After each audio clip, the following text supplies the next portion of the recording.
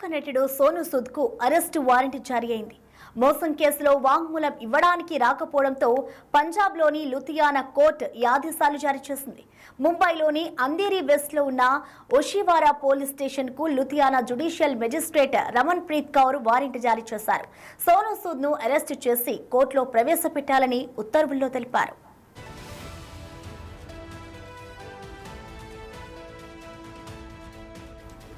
లుధియానాకు చెందిన న్యాయవాది రాజేష్ ఖన్నా తనకు మోహిత్ శర్మ అనే వ్యక్తి 10 లక్షలు మోసం చేశాడని కోర్టులో కేసు వేశారు.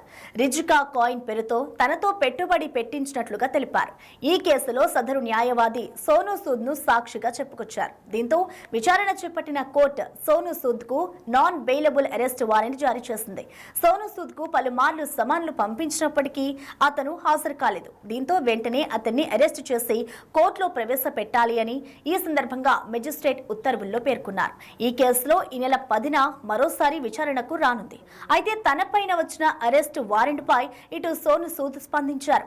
ఇలాంటి వాటిలో సెలబ్రిటీలను టార్గెట్ చేయడం చాలా బాధాకరమని ఆయన చెప్పుకొచ్చారు. నేను వీటన్నిటికీ ఈ నెల 10న సమాధానం ఇస్తానని, అంతవరకు ఫ్యాన్స్ ఎవరు కంగారు పడొద్దని ఆయన చెప్పుకొచ్చారు.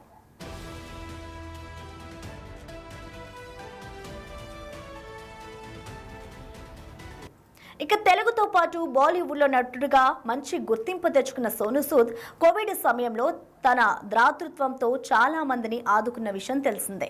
ఇక సినిమాల విషయానికి వస్తే ఇటీవలే ఆయన మెగా ఫోన్ పట్టుకున్నారు. ఆయన స్వీయ దర్శకత్వంలో తెరకెక్కిన ఫతేహ్ పాజిటివ్ టాక్ ను సొంతం చేసుకుంది.